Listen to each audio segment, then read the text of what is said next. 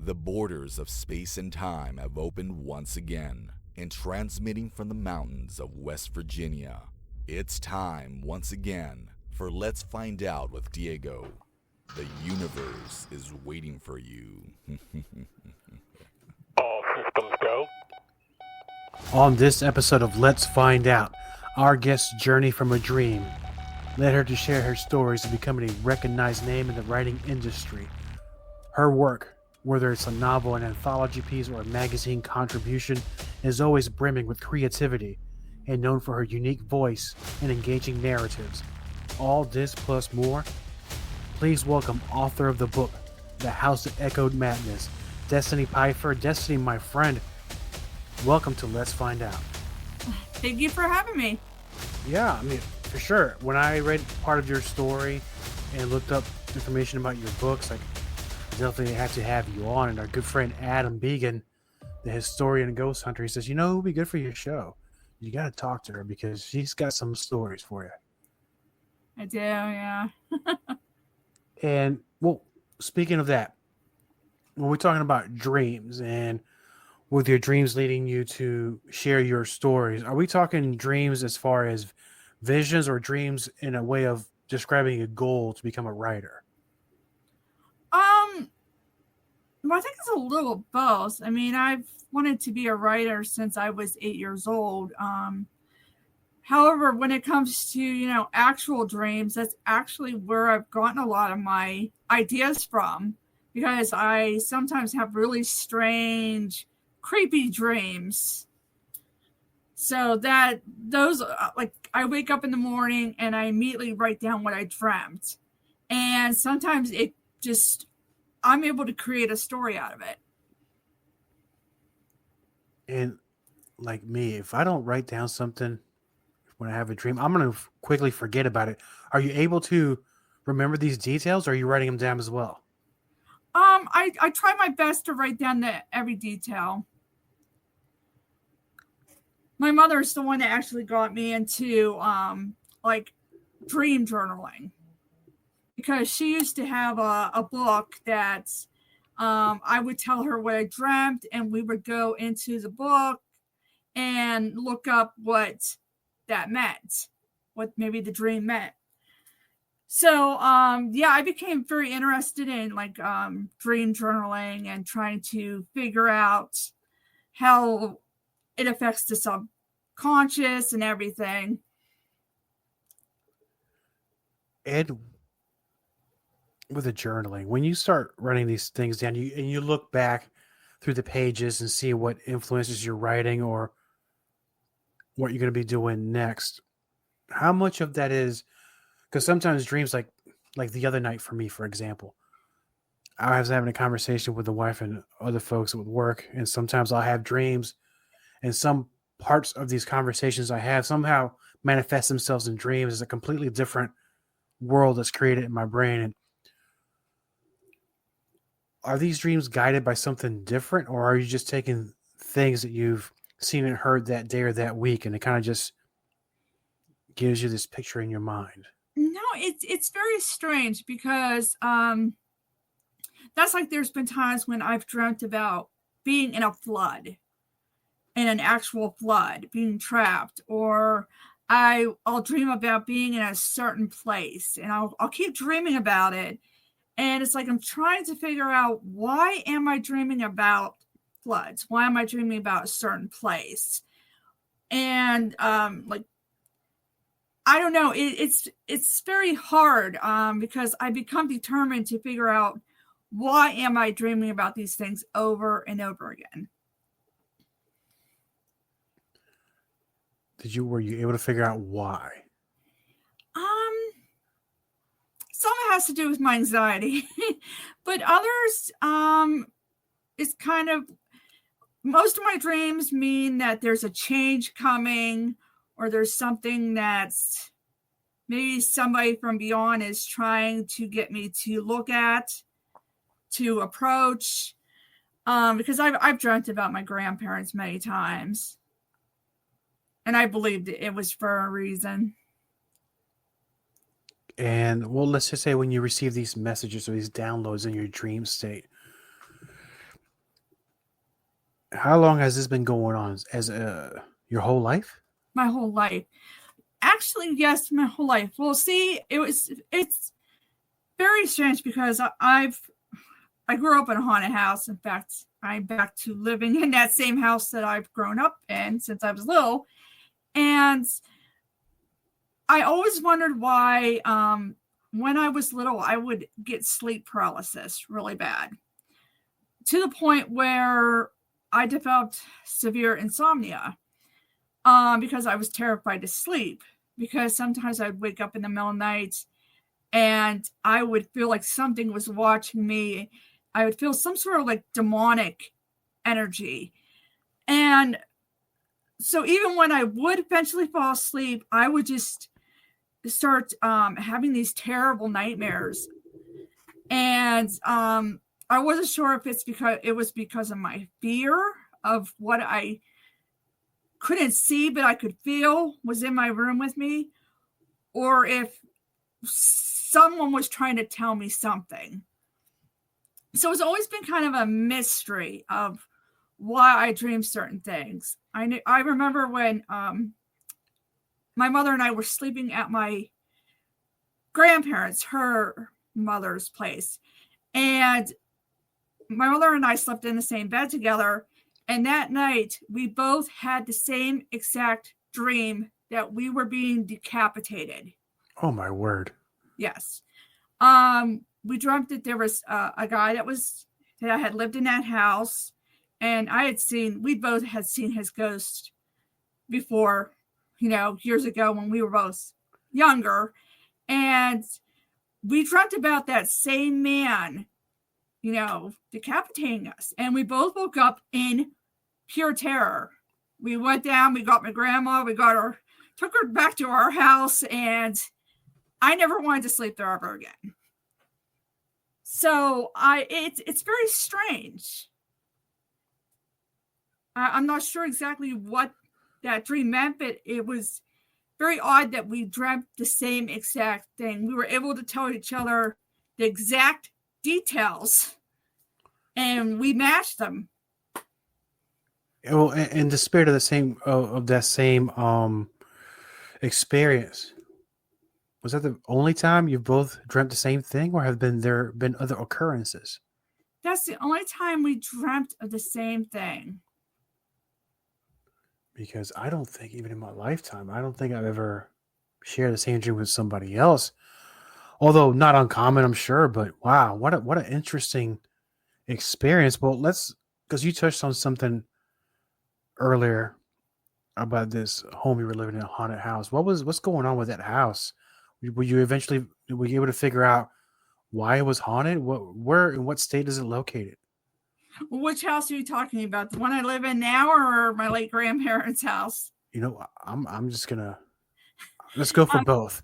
Okay, so this house that I live in right now, my parents moved into when I was about a year old, and then my mom was pregnant with my brother. It's very odd because my mother claims that a preacher once lived here. However, we always got this horrible feeling about the basement. As a kid, I was afraid to go play in the basement.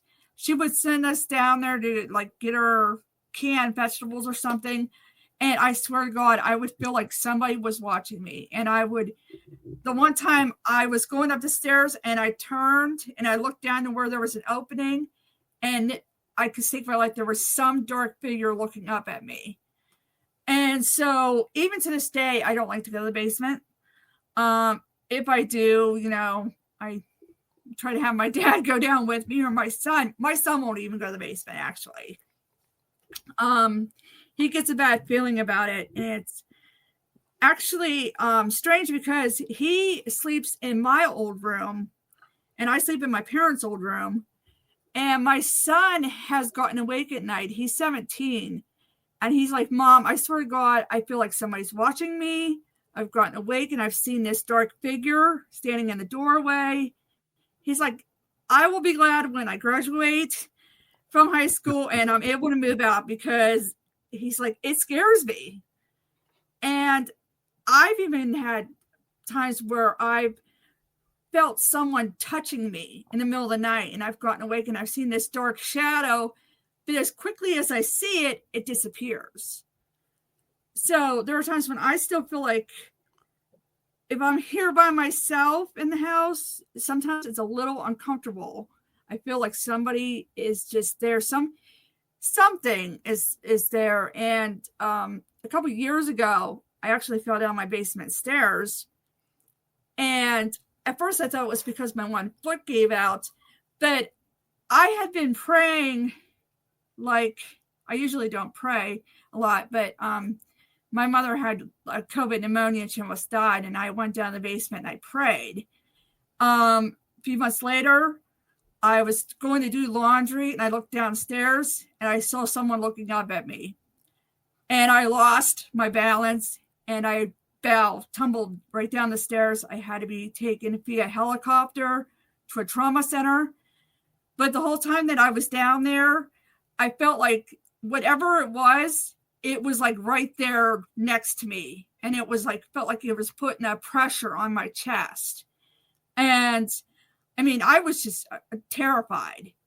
And I told my father and he's like, well, yeah, he's like, this place even scares me at times. It seems like there's an awful lot of hostile activity in that home. And I'm sure you have. So if you don't mind me asking this question, what has anybody done to remedy this issue? Well, I think the main problem is, see, my mother was in the fortune telling, and her friends were in the fortune telling. My mother's become a Catholic, so she's totally against all that. But they used to do the Ouija board. And when they did the Ouija board, I feel like it opened up the doorways to something powerful. And I've tried burning sage. We've tried having, like, my brother, he's an ordained minister, going around trying to get rid of it. But I feel like whatever it is still here. And for the life of me, I'm having one heck of a time getting rid of it. And have you invited, and I know it's a home, so sometimes you don't want to invite strangers over. You want to invite people that you know. Has there been anybody that's visited or a paranormal investigator that can help you make sense of who or what this is? No, I've never been able to find a paranormal investigator to give me that answer.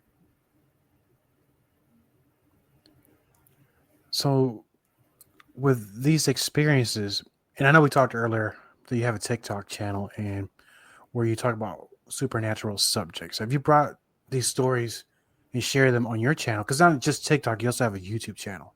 Yeah. Excuse me for 1 second. Sorry, my kid.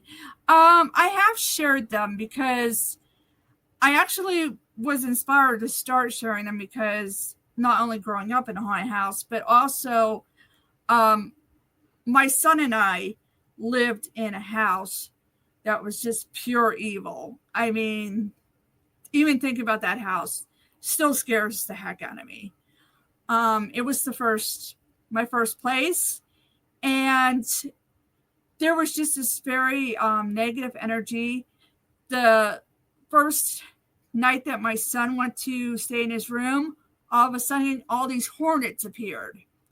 I couldn't figure out where they were coming from. I heard him got him out of the room. I got stung a bunch of times. I could not find out where they had came from. They disappeared as quickly as they came.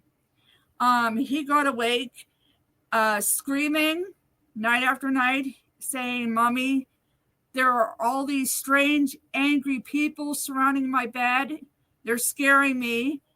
And I myself had gotten awake during the night and had seen like dark figures of people. I would see these strange people dressed from like a long time ago who just looked so angry, like they didn't want us there. And I mean, I was even afraid to stay there while he was in school, and I would be home from work. I was just terrified because I always would catch this black shadow watching me. I felt like I was being watched.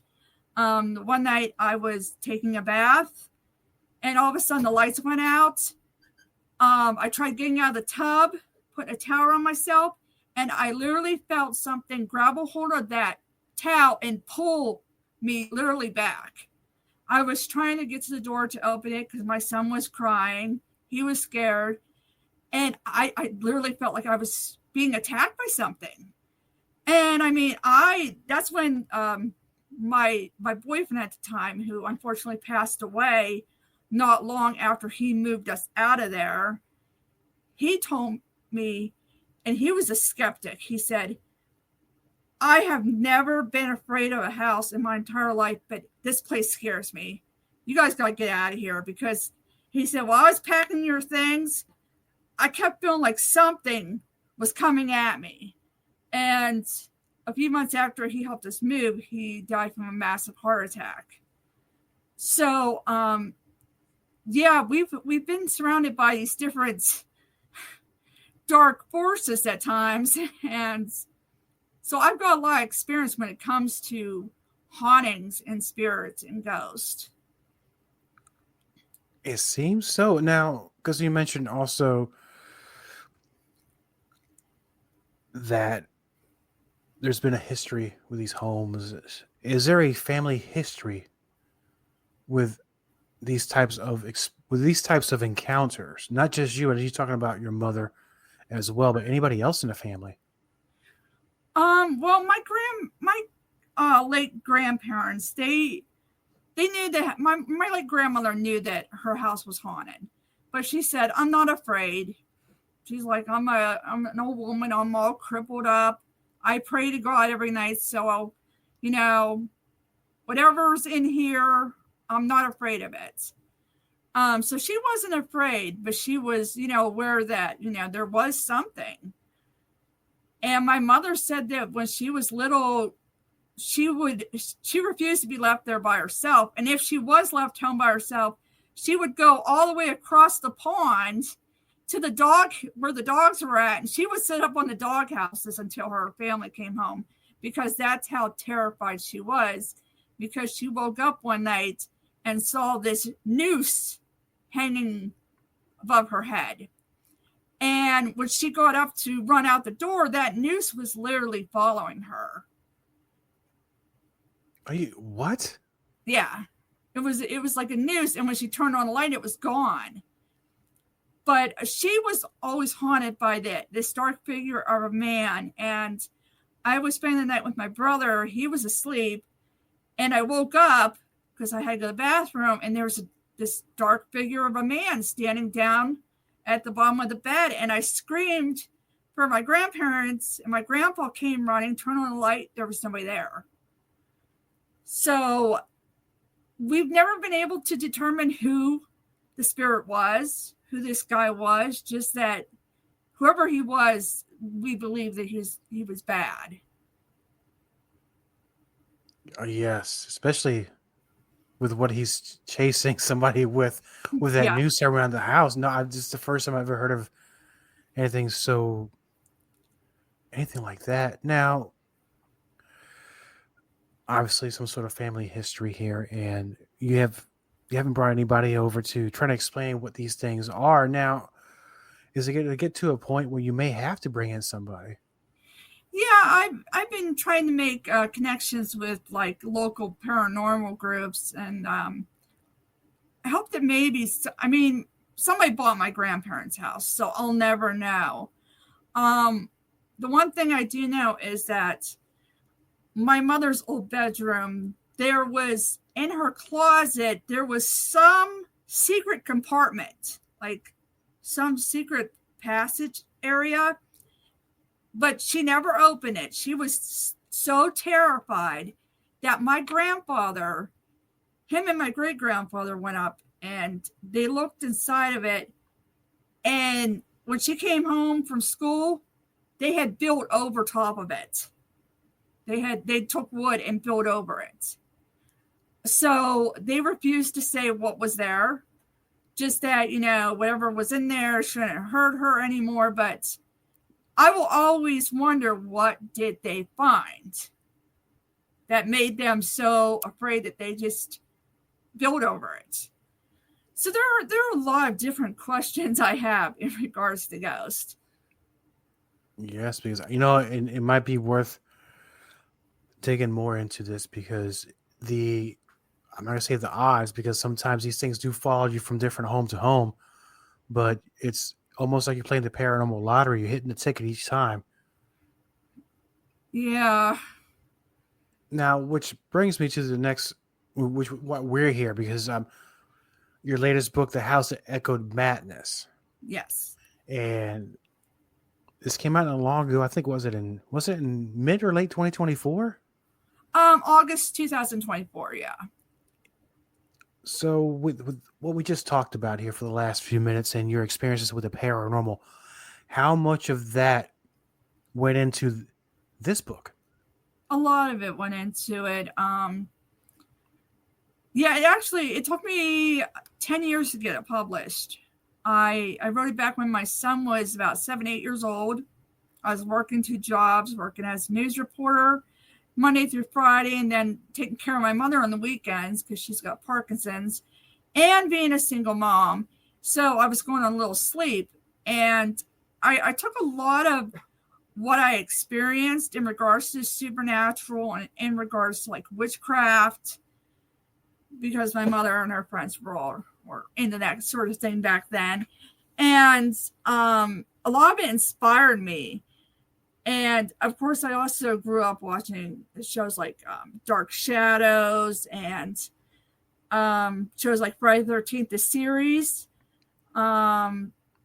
Tales from the Crypt. Those type of shows inspired me as well. But yeah, it started by me jotting down ideas and about my personal experiences in regards to haunted objects and curses, family curses, because my mother always felt like there was a family curse on our family. And yeah, I just took a lot of those different things and came up with this really crazy novel that kind of combined a lot of different horror elements. And in your novel, I don't want to butcher the last name, so we call it Temple Grange, right? Or is it Grange? Temple Grange. Okay, see, I was trying to get fancy with it. So let's talk about Temple. And I'm not going to give away too much of the book, but so Temple receives a mysterious letter from an aunt she can't remember. So who is Temple Grange, and what is this journey she's going through in this book? Temple's a young woman who's she never knew who her father was, barely can remember him. And the only thing she remembered about her mother was that her mother talked about a family curse, and her mother was terrified of losing her sanity, and she didn't really want Temple around her family. But when Temple receives this letter from this mysterious aunt, she's kind of summoned to this old mansion that's falling apart, and she meets these relatives that she didn't know that she had, and she kind of learns a very dark secret about everyone. She finds her mother a mess. Her mother literally made a decision. There's 2 different decisions for this family, and neither one of them are good. And you mentioned that it took you about almost 10 years to get it published. But by that point, when it came time to publish it, how long was the book ready for? When was it done during that 10 years? It only took me like about a year to write it, and then a couple of months to edit it. But it was hard for me to find a publisher, because I feel like a lot of traditional publishers don't want to take a chance on someone new and unknown. And the publishing company that took a chance on me, I met them through different connections, and they're from the UK. So it kind of took somebody like an indie horror press in another country to look at my book and say, this is really good. We want to publish this. So yeah, there were so many times I felt like giving up. Because I had to set it aside, and I'm like, am I ever going to get this published? It's been my dream to get this published. I really want this story to be read. Because, there were bits and pieces of my own life in that story, in regards to like family curses and interest in like the occult and ghosts. And once it was released, it's almost like that great feeling once that box arrives to your house. I don't know, you have physical copies. I imagine once you open that box, it's probably the greatest feeling ever. I know it was when I had mine. I was like, wow, like everything you've worked for right in your hands. It was. In fact, I got one of these picture frame things that it like opens up, and I have a copy of my book in that picture frame, and it connects, and it's hanging on my living room wall. Because I'm just so proud of it, and it's wonderful. My family's been very supportive. My dad isn't into that sort of thing, but my mother and brother and my aunt, they all got copies. They all read them. I had other relatives that grabbed them, and different people that said that they found it to be very addicting. Once they started, they finished it in a day. So that's all a good thing for me. Yes, I think those are all great signs to maybe, and I know it's only been a year, but are you writing again? Is there going to be a second part to this book, or are you going to do something different? I'm doing something different. I am doing a second novel. It's kind of a different story, but it might feature maybe there's an evil book in the House of Active Madness. So it might feature the evil book. I'm not sure. But I am writing. I'm like chapter 4 or 5 already. I wrote a memoir about my experience in healthcare that I'm trying to find a publisher for. I mean, that only took me a couple of months to do, write that book. So sometimes I surprise myself. When I'm energized, I can plow through a couple of chapters. Yeah, sometimes it's challenging because you can write like 2 pages. Like for me, it takes me so long, and sometimes I come back like, what did I just write? I feel like I have to start over again. So that's why you got to keep going and don't stop. Yeah. And when do you think you'll be done with the book, and when are you looking to have it play? I know it's too soon. I'm not putting pressure on you, but I'm hoping to have my second book done by the end of this year. Because once I get into it, because right now it's been a challenge because I have certain friends that can you write us a story for our podcast? We'll give you about $50, $75 because you're such a good, because your stories get us the most hits. And I'm like, okay, yeah, sure. So sometimes I have to have a tab open with my novel while I'm working on a different story for these people, because being a writer, it's kind of hard to make money off of it, especially when you're kind of still unknown. But I've done a lot of marketing. I've made like different pen pals, and I will like kind of buy a copy of my own book and send it to various people out in different parts of the world so that I can have my work be seen by all these different people in hopes that it falls into the right hands. now your book is available on Amazon. Is that correct? Yes.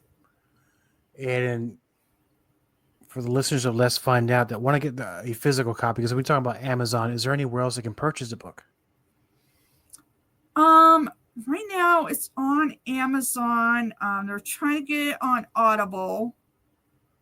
They were trying to find a voice actor to read for that. And I think the other goal was they're trying to get into Barnes and Nobles.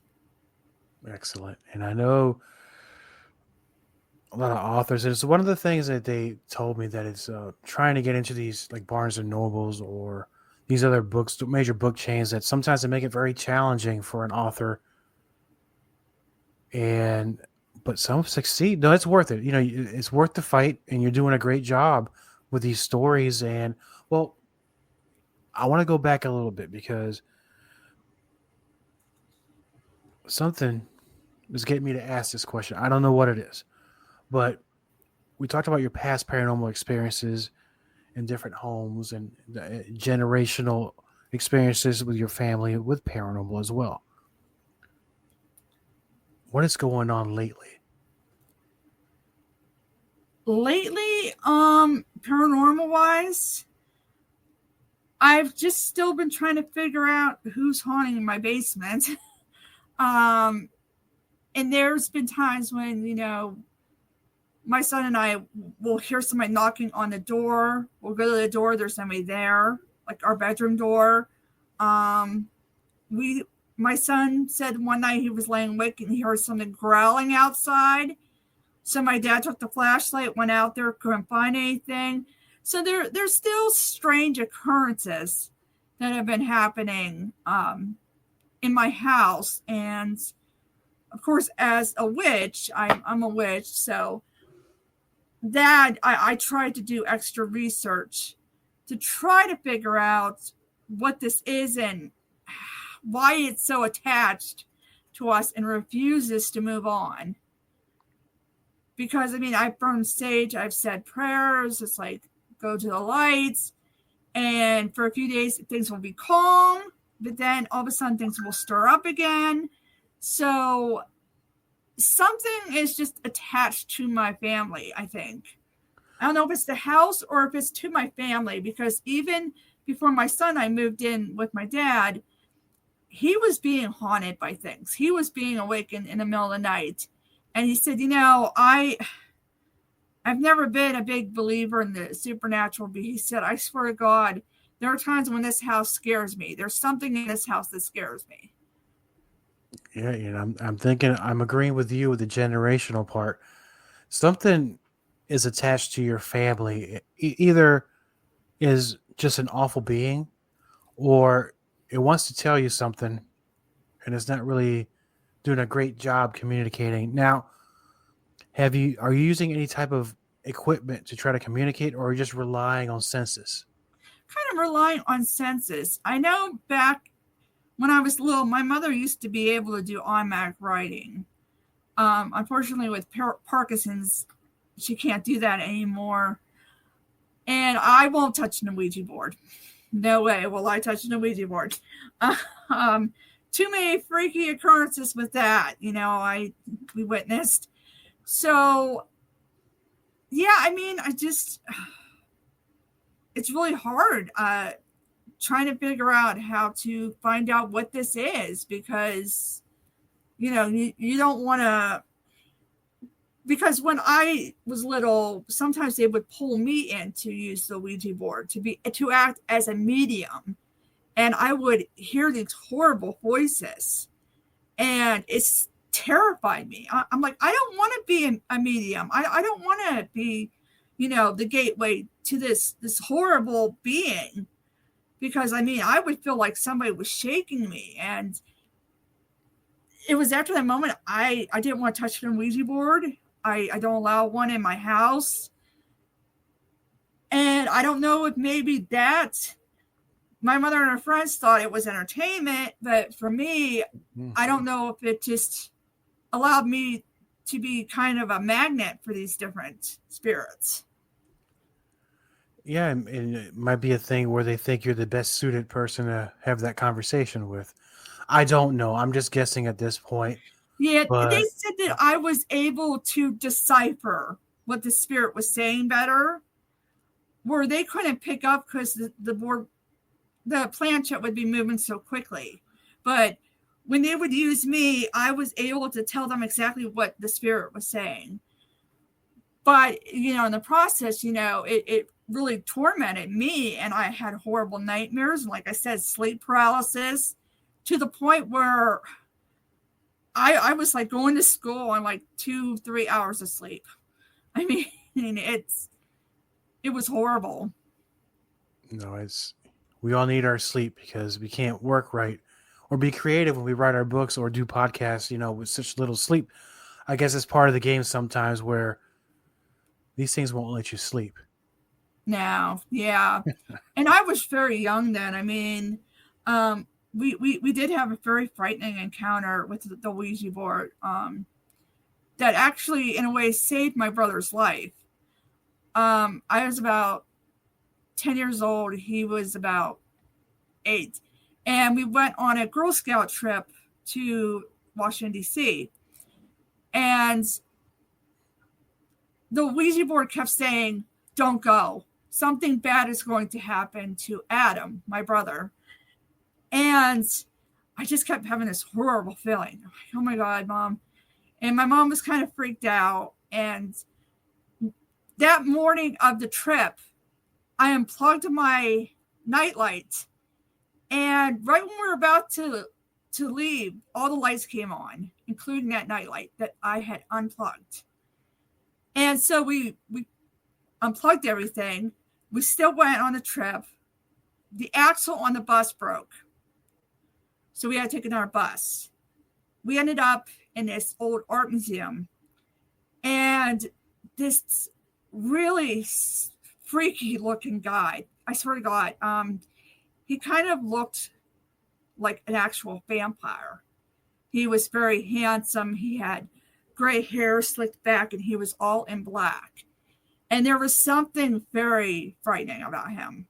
It terrified me. And he kept following us.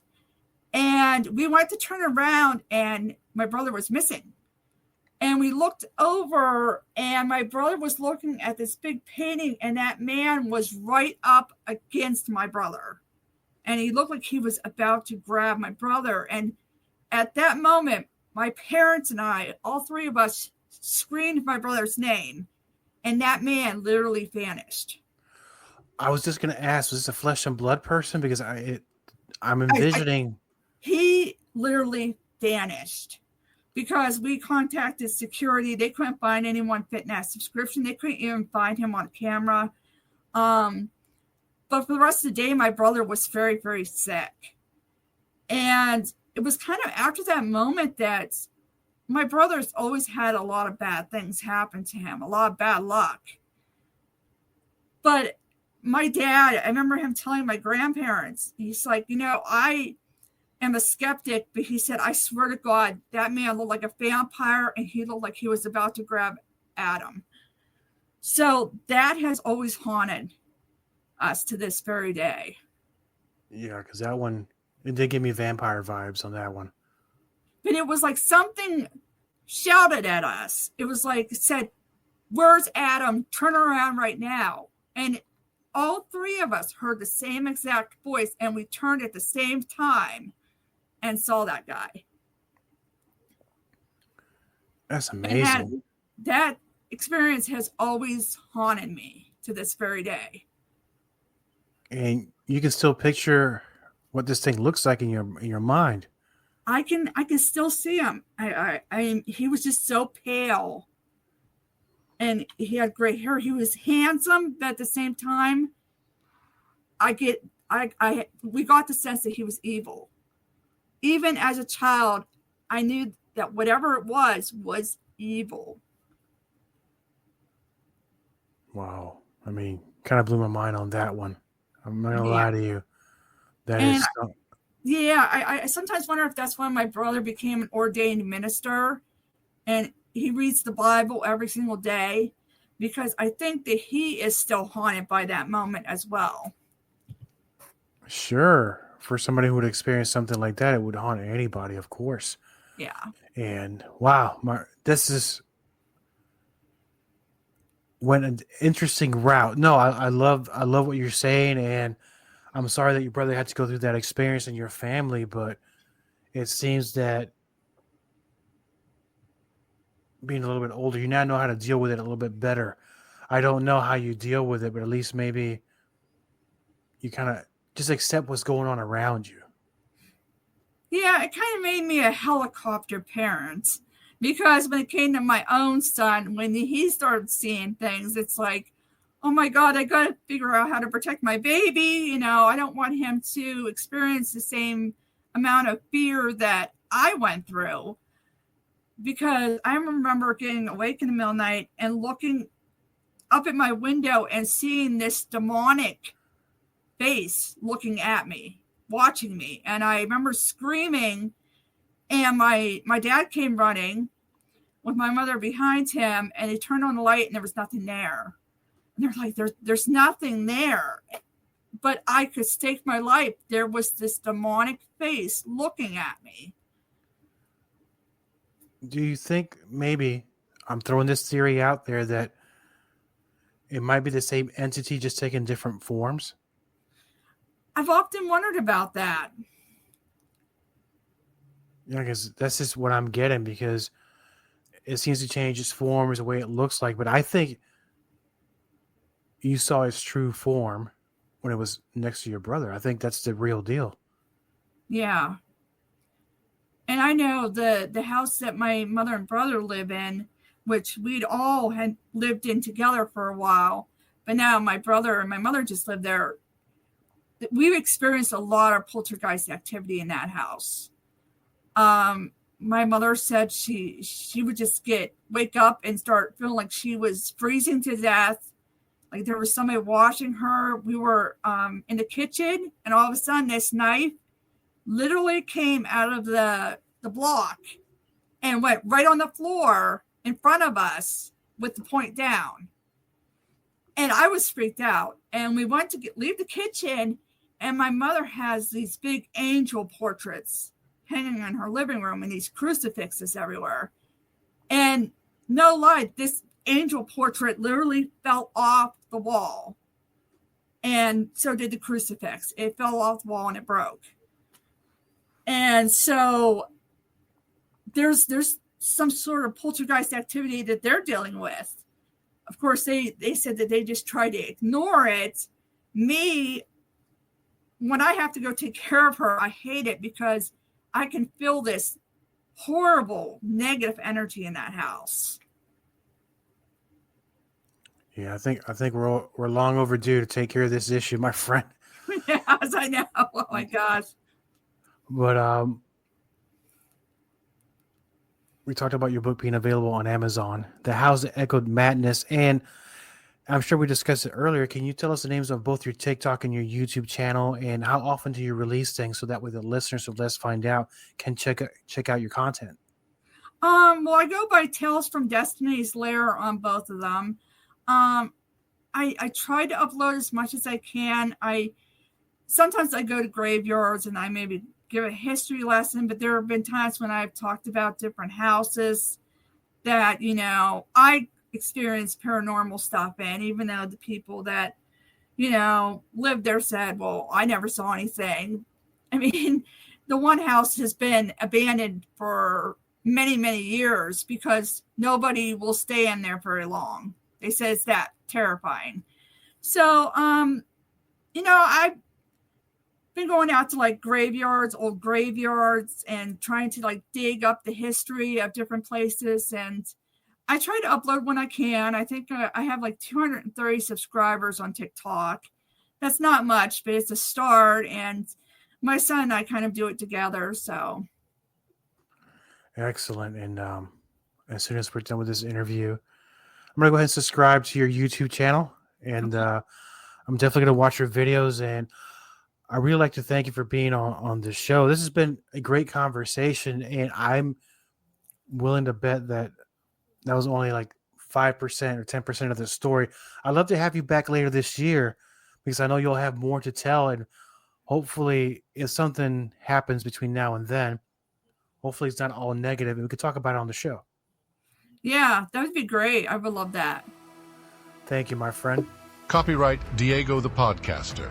All content for Let's Find Out is the property of Diego the Podcaster and is served directly from our servers with no modification, redirects, or rehosting. All celebrity impersonators are paid performers.